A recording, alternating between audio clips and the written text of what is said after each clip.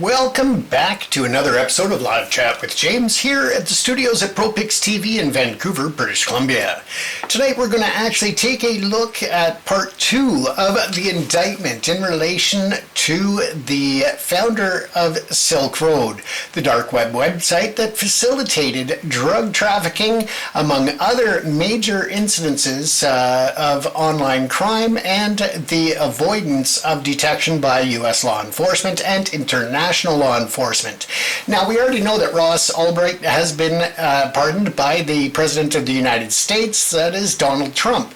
However, what we don't know is whether or not there are going to be steps taken by foreign countries to move forward with indictments or other charges against him. If that happens, of course, we don't know what will become of extradition requests from the foreign governments to the United States. Now, they do have many of these countries that were impacted by the Silk Road website, as well as the 6 deaths that resulted in narcotics and other items, substances that were illegally obtained through the Silk Road website. So whether or not the other countries are going to take steps now that Ross Ulbricht has been pardoned from 2 life sentences plus a 40-year term on top of that. Now, it also needs to be asked if Trump even knows the crimes in totality as to the people that he is actually pardoning. He does not seem to when he's asked about the pardons that he is issuing and the individuals, their crimes, and the impacts on the community. He does not seem to have a full grasp of what is exactly entailed in these crimes and what they've been accused of.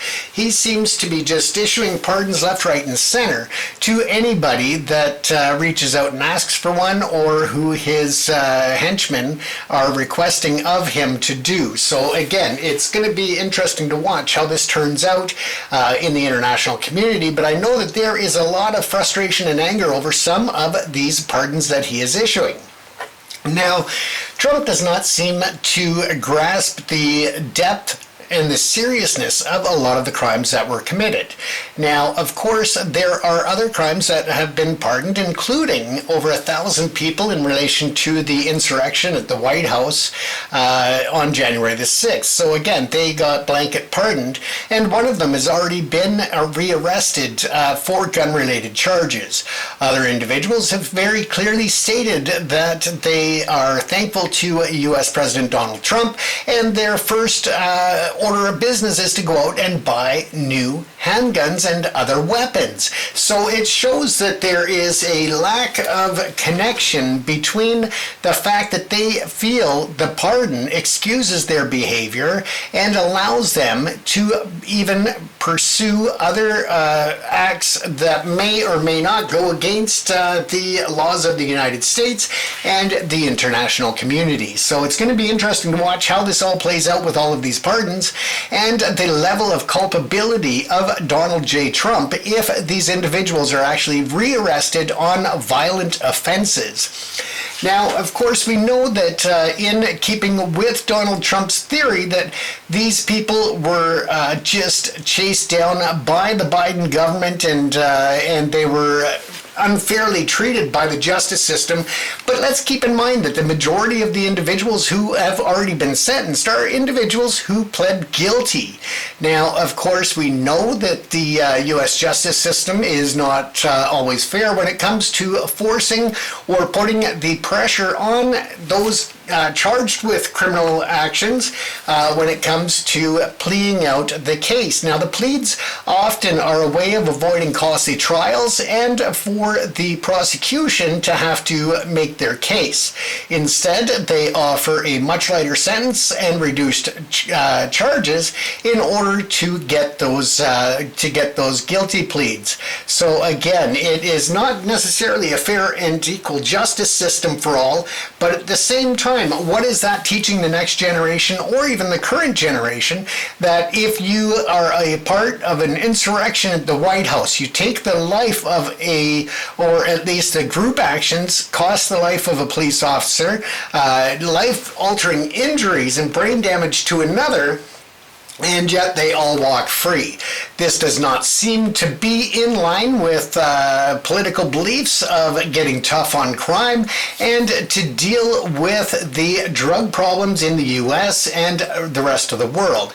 So again, it seems very out of touch with the policies and the direction in which Trump wants to go, at the same time as he is pardoning people who are responsible with over $200 million in trafficking of drugs and other substances online through the dark web, and avoiding taxes and law enforcement detection by the use of cryptocurrencies, including Bitcoin and others.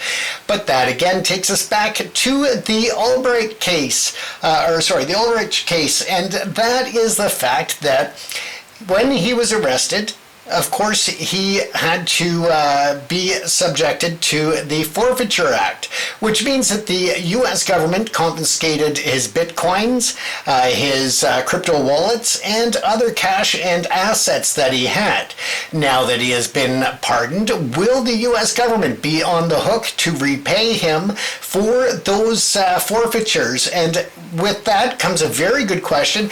If the government is responsible to refund the forfeitures that took place, will that be in the dollar amount upon the time of arrest and time of forfeiture, or will it be based on today's valuation of the estimated cryptocurrency in which the U.S. government confiscated and took through the Forfeiture Act? If the latter is the case, of course, that means that there could be potentially billions of dollars that is paid out by the U.S. government, taken from the U.S. taxpayers, and of course, the cryptocurrency and other assets that were seized. So it's very interesting to look at that, and whether or not there's going to be any purchasing through the crypto assets transferred over to the current Trump meme coins. And when I say Trump meme coins, I'm not talking just Donald Trump, but also Melania Trump. They have both launched meme coins, and of course, those have brought in billions of dollars since their launch the night before the inauguration. This should be of great concern to the U.S. citizen, and that is because any country that wants to make a payment to Donald Trump for influence and for changes in foreign policy or other areas, all they have to do is invest in the coins that have been released by both Donald and Melania Trump. This is a very big ethical issue that is being brought up in the United States, and should be. The fact that a U.S. president is currently hawking goods and cryptocurrencies and other things definitely should have a giant red flag attached, in the fact that it is just slamming the doors open to bribery, to corruption, and much more of the Trump fortunes to be gained. So it is of great concern.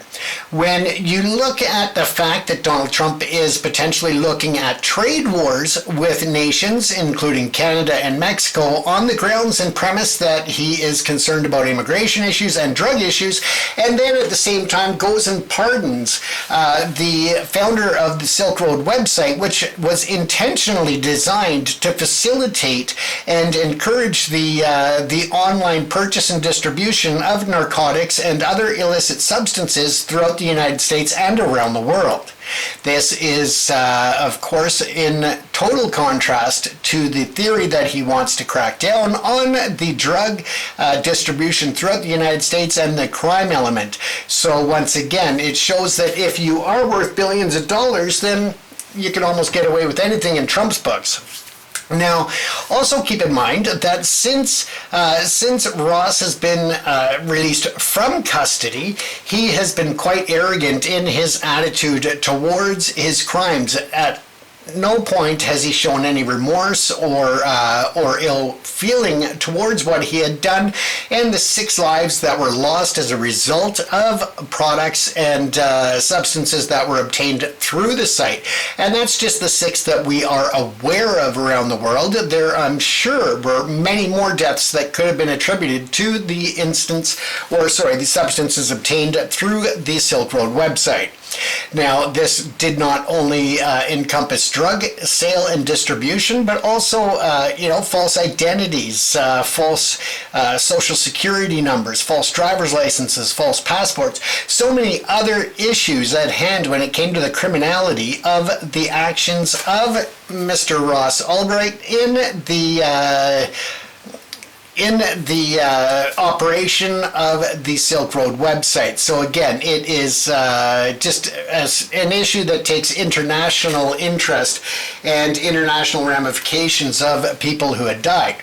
Now let's factor in the fact that Ross had also allegedly been involved in the attempted hiring of hitmen to take out people who stood against him or against the Silk Road platform.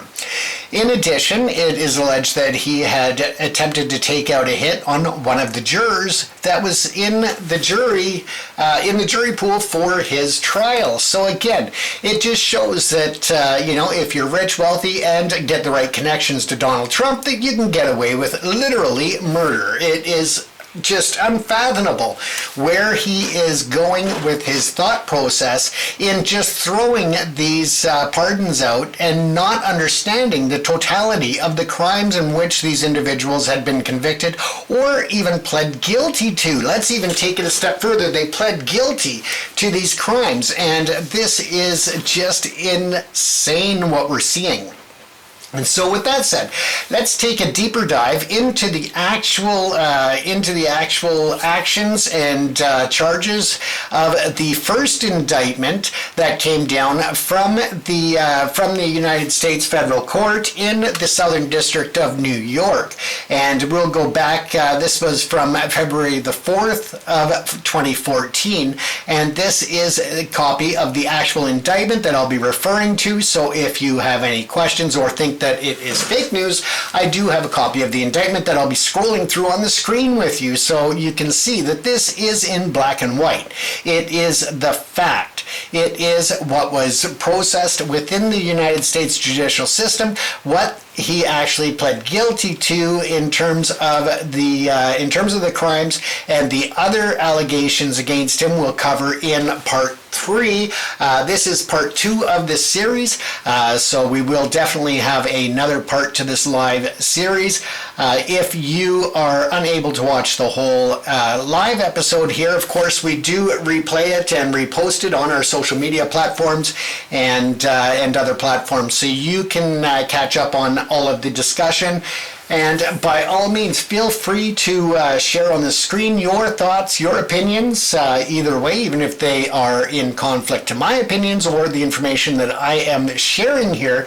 I encourage you to share your thoughts and your ideas, because of the fact that this is a safe and comfortable place for everybody to voice their opinions. And so by all means, let's take a look at this. Now I am going to reduce my screen so you can see the indictment better as we go through it. And again, by all means, don't hesitate to put your opinions up, because of the fact that it is about sharing information, thoughts, and our own shared opinions. So if you also want to include where you're signing in from, I'd love to hear from you. It's always great to hear where people are logging in from and sharing their voices. Of course, you know that I'm at the ProPic Studios here in Vancouver, British Columbia, Canada. However, we do discuss on a regular basis different issues that are impacting the world. So it's not just stories from Canada that we are sharing and participating in. So, and again, anybody who has been on this live chat before also knows that if you have something that you want to discuss, you can always put it up in the comments section. We're always happy to discuss all topics of interest to everyone. So let's take a look now at this indictment. Now again, this was the February 2014 indictment that came down from the United States District Court in the Southern District of New York, and it was against Ross William Ulbricht, and also known as DPR. The site was Silk Road, and he also went by the handle Dread Pirate Roberts. Now, count one, of course, the narcotics trafficking and conspiracy. Now, some people have actually argued on the first live session and replays that he is not responsible for what the website was used for and what users on the site were doing with it. And of course, that may be true to some extent, but at the end of the day, ultimately the buck stops with him. He intentionally and knowingly created this site in order to circumvent U.S. laws, whether that was narcotics laws, and in contrast to money laundering or fraud-related issues. The site was specifically created in order to mask the crimes, to try to deceive and hide them from U.S. law enforcement and other authorities. So again, your argument falls short for those who are saying that he's not responsible for the content of the website and what was sold and distributed, because he knowingly, willingly, and admittedly knew that he was creating a site to profit off the drug distribution, the drug dealers, as well as people selling fraudulent information, fraudulent documents, identification, false identities, as well as identity theft. So he knowingly, willingly, and admittedly created the site for this purpose and benefited to the tune of over $200 million at the time, given the rise of the cryptocurrency in the last 10 years since he was indicted. Of course, that's gone up into the billions of dollars. That money, once again, or those crypto wallets in the ones that they had found and confiscated or went after through Forfeiture Act, whether or not he will be eligible to get a refund of that from the U.S. government is yet to be seen, and we are looking into that, and we'll cover that in part 3 of this series. Once again, by all means, throw on your comments and your thoughts, but let's take a look at the background here of the grand jury charges. Point 1, they bring up that on or about January 2011, Ross William Ulbricht, aka Dread Pirate Roberts, aka DPR, and aka Silk Road, and for simplicity, we're just going to call him Ross throughout the rest of this document and our references. Now, he created an underground website known as the Silk Road, designed to enable users across the world to buy and sell illegal drugs and other illicit goods and services anonymously and outside the reach of law enforcement. And it should also be reminded that 6 people did die as a result that were directly connected to substances obtained through Silk Road, and then, of course, the alleged other crimes that accompanied that, but we'll discuss that later. So point number 2, from in or about January, and they've misspelled it there, but that's okay, January 2011 through in or about 2013 October, when the Silk Road website was shut down by law enforcement authorities, Ross, the defendant, owned and operated the Silk Road. During that time, Silk Road emerged as the most sophisticated and extensive criminal marketplace on the internet. The website was used by several thousand drug dealers and other unlawful vendors to distribute hundreds of kilograms of illegal drugs and other illicit goods and services to well over 100,000 buyers worldwide, and to launder hundreds of millions of dollars deriving from these unlawful transactions. Point number 3 is that Ross, the defendant, controlled all aspects of Silk Road with the assistance of various paid employees who he managed and supervised. Through his ownership and operation of Silk Road, Ulbricht reaped commissions worth tens of millions of dollars generated from the illicit sales conducted through the site. Point number 4, in seeking to protect his criminal enterprise and the illegal proceeds it generated, Ross, the defendant, pursued violent means, including soliciting murder for hire of several individuals he believed posed a threat to his enterprise. So again, very important to point out his solicitation of murder for hire. And again, this is someone who Trump has just given a full pardon to. Now, from in or about January 2011, these are the statutory allegations in point number 5. that he, up to and including on or about October 2013 in the Southern District of New York and elsewhere, Ross and others known and unknown intentionally and knowingly did combine, conspire, confederate, and agree together and with each other to violate the narcotics laws of the United States. Now, it's very interesting that to this day, there is a Canadian, I believe in the province of British Columbia, who is still facing extradition to face charges for his drug dealing through the Silk Road website. So as people are still facing the criminal justice system and being charged for their activities on the Silk Road website, it has just been blowing my mind that as this case continues through the court systems that Donald J. Trump would pardon this individual. It is just wrong. It was part and object of the conspiracy that Ross, the defendant, and others known and unknown would and did distribute and possess with the intent to distribute controlled substances in violation of Title 21, the United States Code, Section 841A1. Point number 7. It was further a part of the object of the conspiracy that Ross William Ulbricht, the defendant, and others known and unknown would and did deliver, distribute, and dispense controlled substances by means of the internet in a manner not authorized by law and aid and abet such activity in violation of Title 21, United States Code, Section 841H. So as you can see, the list of charges and allegations in the original first indictment, and there were a couple, but in the first indictment, these are just a touching on the allegations and the evidence that was brought forward. When we look at point number 8, it was further a part and an object of the conspiracy that Ross, the defendant, would and did knowingly and intentionally use a communication facility in committing and in causing and facilitating the commission of acts constituting a felony under Title 21, the United States Code, Section 841, Section 846, as well as Sections 952, 960, and 963 in violation of Title 21 of the United States Code, Section 843B. So again, these are very serious allegations that he pled guilty to and yet has been pardoned by Donald J. Trump, who allegedly is going after the drug dealers, the drug distributors, and anybody else that's causing harm in that regard, as well as other criminal activity in the U.S. that's impacting public safety, and yet he is pardoning people that have taken a very active and public role in basically thumbing their nose at the judicial system and the laws of the United States of America.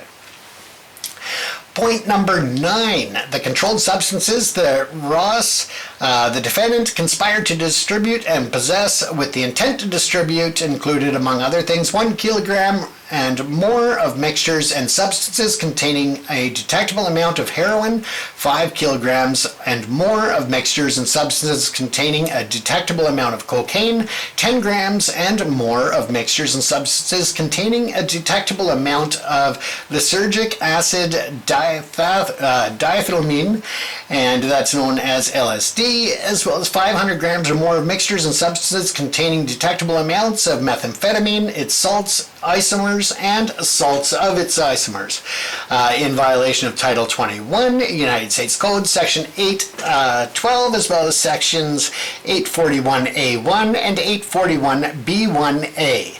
So again, you can always look those up in the United States Criminal Code if you want to get more information on the totality of those charges and the acts and codes.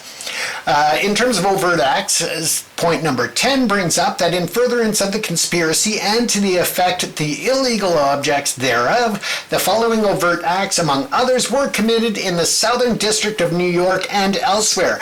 And it's very important to remember that when they say elsewhere, they're talking about the U.S. and overseas. So this could potentially be where the defense of any further criminal cases that come up from foreign entities such as Canada, Australia, the UK, Spain, Italy, where people died as a result of his complicit actions with the Silk Road website.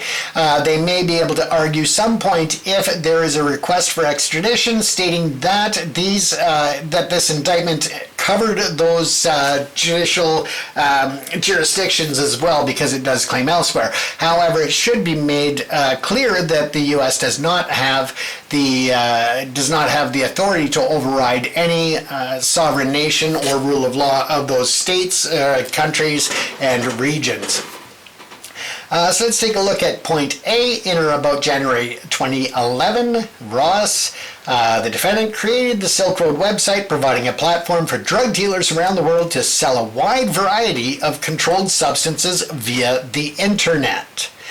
On or about March 29th, 2013, Ross, the defendant, in connection with operating the Silk Road website, solicited a Silk Road user to execute a murder for hire of another Silk Road user who was threatening to release the identities of thousands of users on the site. So again, trying to protect his enterprise and the enterprise of those who conspired with him to act as a full online drug distribution point and platform, in addition to the fraudulent documents, false identifications, identity fraud, the murder for hires that were allegedly ordered and such through the Silk Road website as well.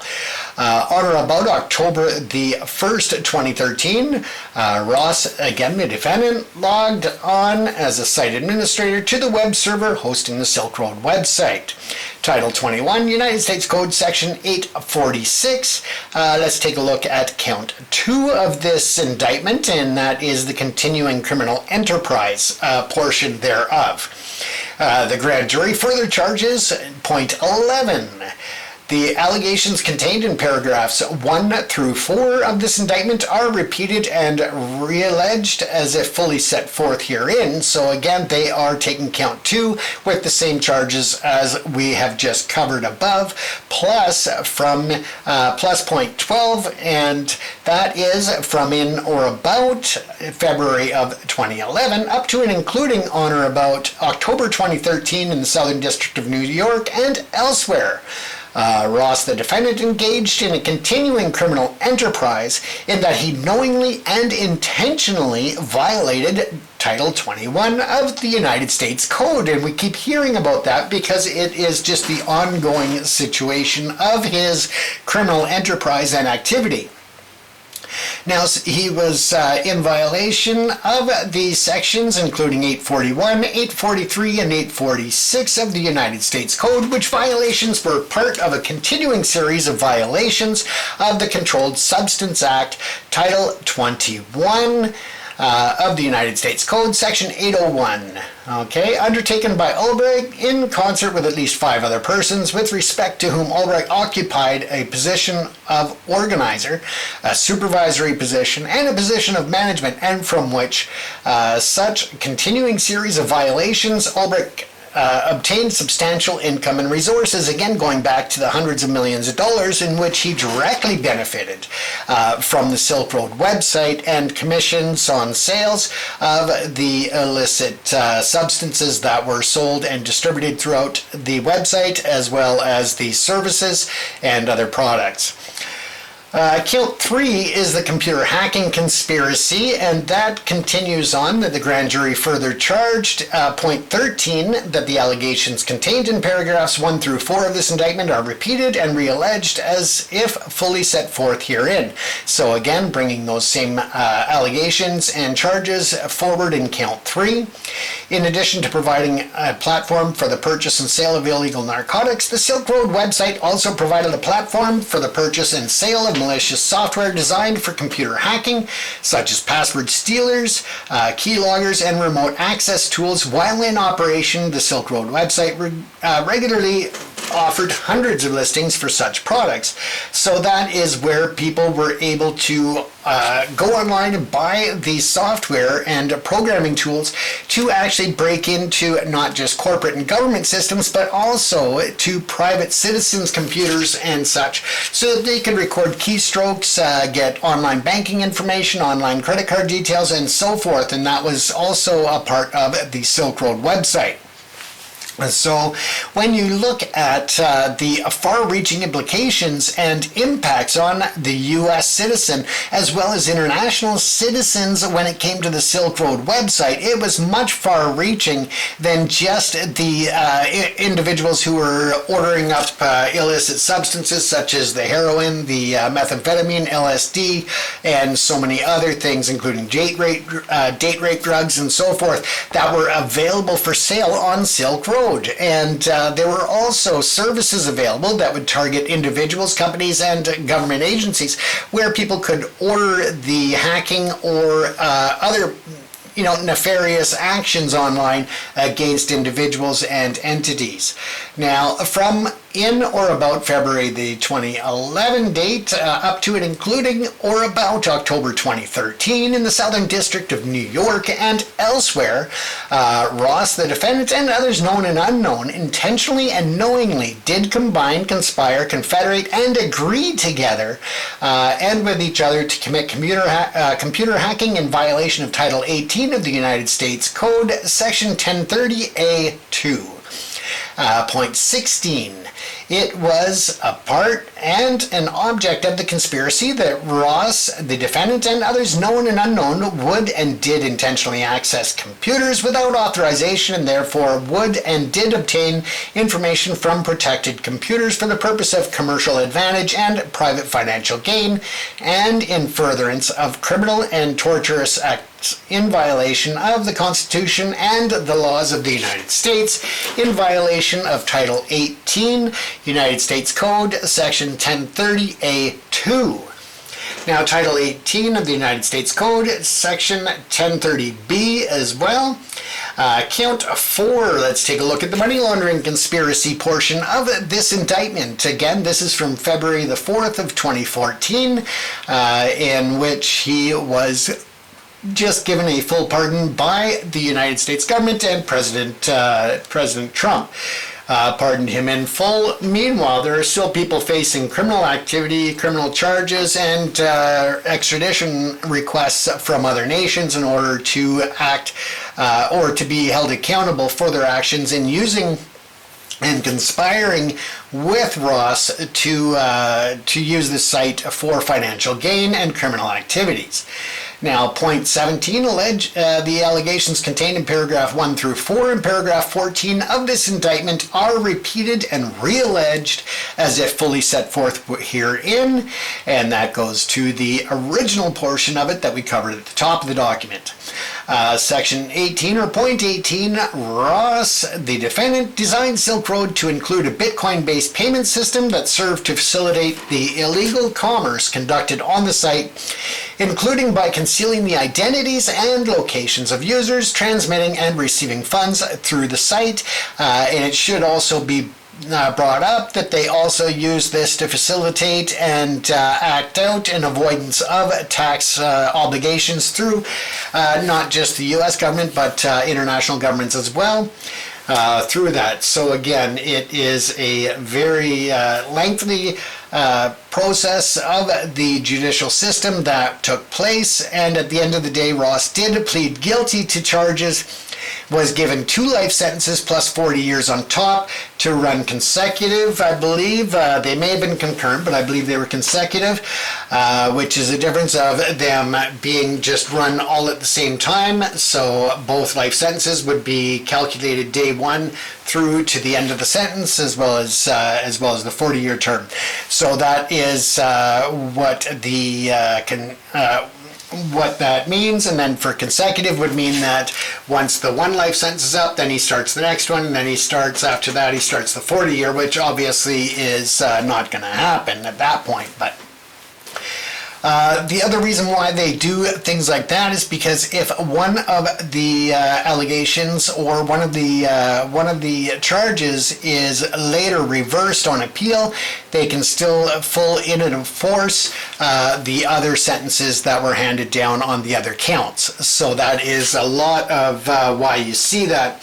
People may say, oh, well, it seems redundant to give somebody, more than one life sentence, but there are reasons for it, and it again is a protection act to A, hold them accountable for separate and severed activities, but also in case of future litigation and appeal successes that there are other charges, counts, and convictions and sentences that need to be factored in. So let's take a look at point 19, from in or about January 2011 up to and including or about October 2013 in the Southern District of New York and elsewhere. Ross, the defendant, and others known and unknown intentionally and knowingly did combine, conspire, confederate, and agree together with each other to commit money laundering in violation of Title 18 United States Code Sections 1956A, 1A, I, and 1956A, 1BI.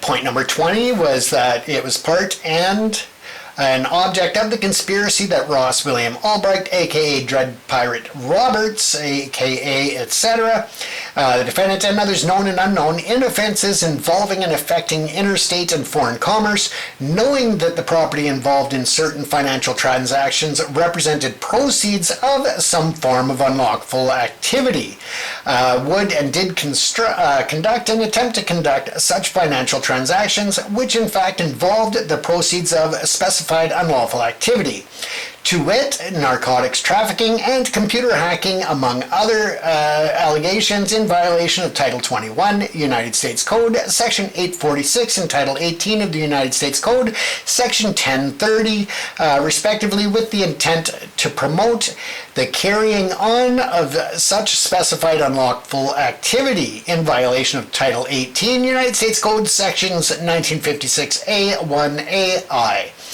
Let's move on to point number 21. And again, this is a long indictment. However, we are on page 9 of 12, so we are getting through it, folks.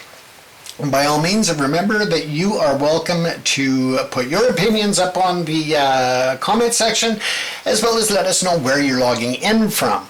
Right now, just as a recap, we are looking at the February 4th, 2014 indictment of the founder of the Silk Road dark website, and that was Ross William Ulbricht. And in later episodes, we'll look at others who were indicted under this same conspiracy and activities that took place on the Silk Road website, as well as the current individual in Canada who is under an extradition request by the U.S. to still face charges for conspiracy for drug dealing and distribution, among other things. So again, we'll cover that in later episodes, but right now, let's take a look at point number 21. It was further a part and object of the conspiracy that Ross, the defendant, and others known and unknown in offenses involving and affecting interstate and foreign commerce, knowing that the property involved in certain financial transactions represented proceeds of some form of unlawful activity, would and did conduct and attempt to conduct such financial transactions, which in fact involved the proceeds of specified unlawful activity, to wit, narcotics trafficking and computer hacking in violation of Title 21 United States Code Section 846 and Title 18 of the United States Code Section 1030 respectively, knowing that the transactions were designed in whole and in part to conceal and disguise the nature, the location, the source, the ownership, and the control of the proceeds of specified unlawful activity in violation of Title 18 United States Code Section 1956A, 1BI, Title 18 in the United States Code, Section 1956H. Now let's take a look at the forfeiture allegations, which I was bringing up earlier, in the fact that given that he has been pardoned by Donald J. Trump for his actions, not only in the development and running of the Silk Road website, but also in his actions of allegedly attempting to hire murder from be facing charges in other jurisdictions around the world, but we'll have to wait and see how that plays out.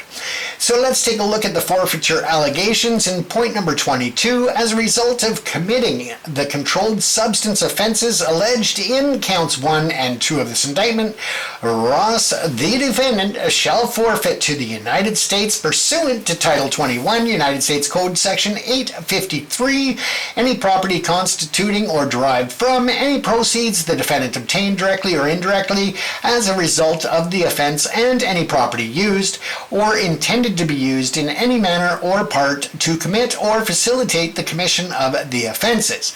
Now, it should also be noted that there is currently online people who are donating cryptocurrency to Ross now that he has been pardoned by Trump and released from prison. People have already donated upwards of $45 million in cryptocurrency to this individual since he was pardoned. In addition, there's an estimated $47 million that has started to surface in wallets that had remained dormant since his arrest, and quite potentially are his wallets as well that the U.S. government did not confiscate or get in the Forfeiture Act.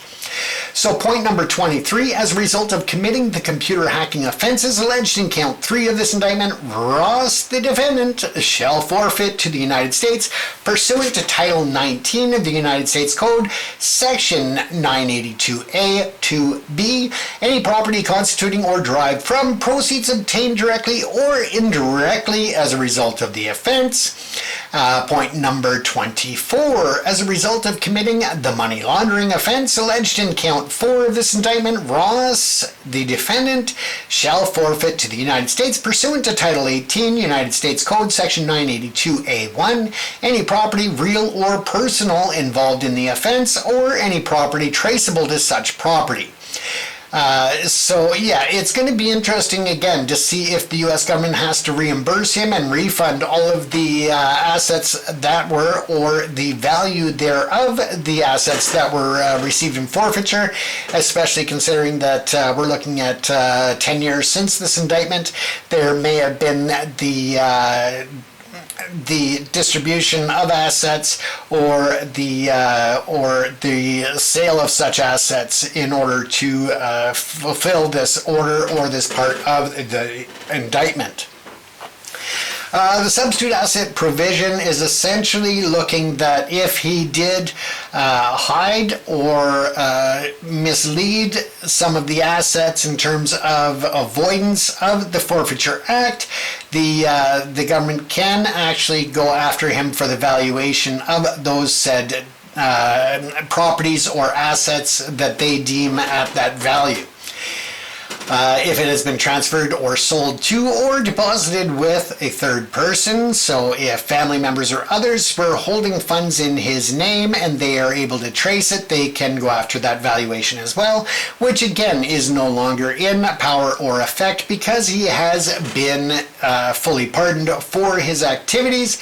And again, slap in the face to the United States criminal justice system, to the law enforcement who spent a very long length of time investigating and prosecuting these crimes, the families of the victims of those who overdosed as a result of substances that were obtained through the Silk Road website, not to mention the damage done by his activities in attempting the murder for hire plots against people who threatened to go public about the Silk Road user lists and others and other activities. So again, this has far-reaching implications. Will he try to take retaliation against any of those who were responsible for his conviction or his guilty pleas, in a sense? He pled guilty to these charges, but again now has been pardoned, so will he take any retaliatory action now that he is out of prison? Again, hopefully law enforcement is keeping a close eye on on him, but whether or not the U.S. government will see that as a venture that they feel worthy, we'll have to wait and see. So yeah, there were a few other substitute asset provisions, but again, it is quite simple that if he has commingled the funds, if he has tried to hide them and they diminish in value, they can go after the original valuation at the time of the indictment, and so forth. So again, it is interesting to watch how this is going to work. The foreperson of the indictment and the panel was blacked out, of course, but Preet Bharara is the United States attorney who signed off on this. So once again, the indictment goes forward and filed with the judge at that point of the 4th of February in 2014. And again, now that he has actually been pardoned by U.S. government and Donald J. Trump, it is, or at least should be, of big concern to all of those who want to see more accountability in the U.S. justice system and bring that forward. So again, it should be of very big concern to everybody in that regard. So with that, folks, I will leave you with that. We have now covered the actual contents thereof, the indictment that was filed on February the 4th, 2014 against Ross William Ulbricht, and again, who has been pardoned by U.S. President Donald J. Trump. And we'll leave it at that for today. We will get into more discussions about the pardon, about other activities, and whether or not we see any actions by foreign governments coming down the pipe. We have reached out to various governments to see if they are considering the proceeding of charges against him now that he has been pardoned by the U.S. government. We'll watch and see whether or not the U.S. would even look at considering the extradition of Mr. Ulbricht for facing international or foreign charges as a result of the Silk Road. Again, is something else that'll have to be, we'll have to wait and see what happens with. So once again, we'll keep our eyes on that. We will be coming back on Sunday night at 10 p.m. Live in order to cover part 3 of this story and move forward, where we'll look at more details of the individuals involved in the criminal conspiracy and the utilization of the Silk Road website. We'll look at others who were charged, pled guilty, or were convicted, as well as the Canadian citizen who is currently still under extradition request from the United States to face charges in this criminal conspiracy. So we'll cover that again at 10 o'clock on Sunday night. Tomorrow night we will be back at 10 p.m. for another episode of Live. However, we will be looking at other current issues and situations in the United States and around the world, including, of course, updates on other activity, updates on the California wildfire situation. We'll look at some of the continuous lies and conspiracies that are being spewed by President Trump, MAGA, Elon Musk, and others. We'll take a look at many other issues that are impacting you and the world. So again, stay tuned tomorrow night at 10 p.m. to join us live here on TikTok. And don't forget, you can also follow us on YouTube by following ProPix TV on YouTube. You can keep up to date on all of our videos and information as we release it there in replay. We are considering moving our live platform or our live shows to another platform in order to prepare and protect ourselves if the U.S. does move forward in about 72 days with the banning of TikTok. And that's something else that we will be talking about is the attempts by the U.S. government, aka Donald Trump, Elon Musk, and others, to extort and blackmail, or I guess just extort, the ByteDance and the TikTok ownership into surrendering 50% of the ownership to the U.S. government and the U.S. billionaires in addition to other activities that they are taking part in that actually contravene U.S. law, U.S. ethics, U.S. political policy. And yeah, it's just a freaking gong show in the U.S. right now as to the process of the U.S. government moving forward. We know that the different process, different appointments are being, approved as we move forward, including the new person in charge of the Department of Justice, the military, and so many other things that should be concerned to the international community. The corruption or potential corruption through the release of the bitcoins or the Trump coins, meme coins that have been released by both Donald Trump and his wife, bringing in billions of dollars, but opening the floodgates to potential foreign interference and bribery, as well as other scandals. So we'll cover all of that tomorrow night. Join us again. It's James Cousineau here with ProPix TV and True Crime and Justice TV, coming to you from the studios in Vancouver, British Columbia. Our thoughts are still with those who have been impacted and will be impacted for the foreseeable future by the California wildfires. Keep in mind that you can make a secure online donation to assist with the Stand Up for LA Fund at www.truecrimeandjusticetv.com. And again, that site is www.truecrimeandjusticetv.com. Thank you, everyone. Stay safe.